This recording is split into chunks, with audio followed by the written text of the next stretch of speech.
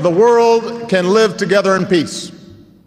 We know that is God's vision.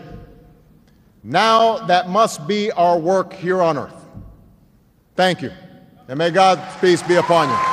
Thank you very much. Thank you.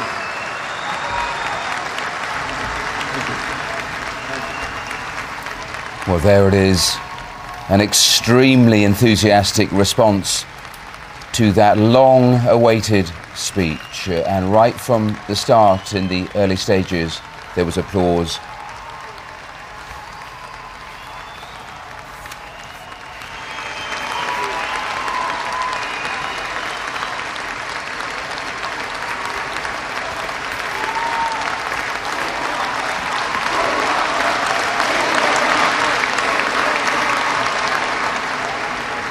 Well, a standing ovation there for that speech, a speech redefining America's relations with the Muslim world, littered with references to the Quran, talking about a new beginning, that the US in Islam need not be in competition. The president saying Islam is part of America.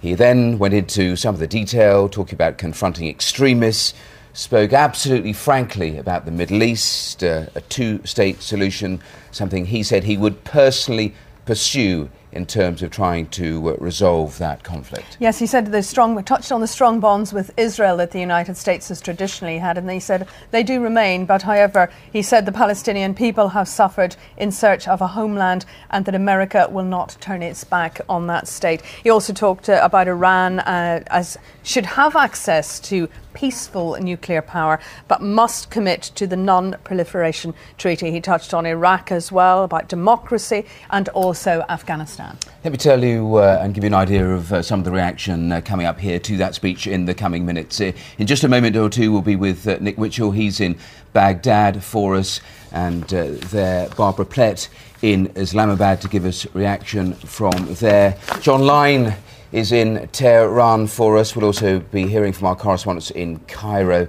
and also in Beirut. And here in the studio, we'll be speaking in the next few minutes to the High Commissioner to the UK from Pakistan, and also to Sandra Kaiser from the US Embassy here in London.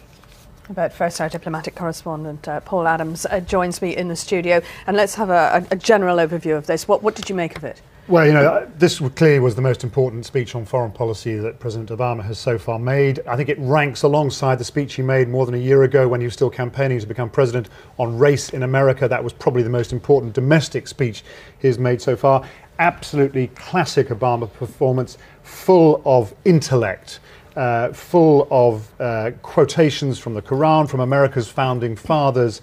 An absolutely emphatic answer to all of those who doubted that he would somehow be able to chart the very difficult waters that going to Cairo and making a speech about some of these very difficult issues. So he didn't shy away, is what you're saying? Absolutely not. I mean, look at the section on democracy. There he is in an authoritarian regime, a regime, the Mubarak's regime, that locks up political opponents, that holds elections that are clearly deeply flawed. And on the subject of democracy, you know, he spoke about a model of democracy of government for and by the people, but he didn't try and ram it down their throats. Indeed, he alluded at several occasions to mistakes that had been made in the past, America's efforts to promote its ideas around the world in ways that most people in the Middle East saw as clunky and often downright offensive. But he clearly talked about women. He talked about women's rights. He talked about the freedom of conscience, the right for people to pursue a modern agenda, but also to have to respect people's traditional views. It was masterful, and of course at the heart of it, it also had the very long section, probably one of the longest sections on the Middle East peace process.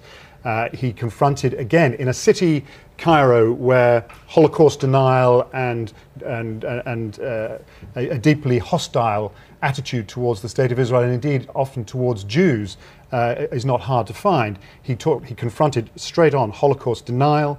He talked about the strong bonds between the United States and Israel, but he also talked about the occupation, not a word you hear coming from the lips of American presidents in the past. And he also said that settlements were a thing that had to stop. OK, Paul, plenty more from you later. Thank you for the moment. Well, let's gauge reaction to that speech from around the world. Let's head to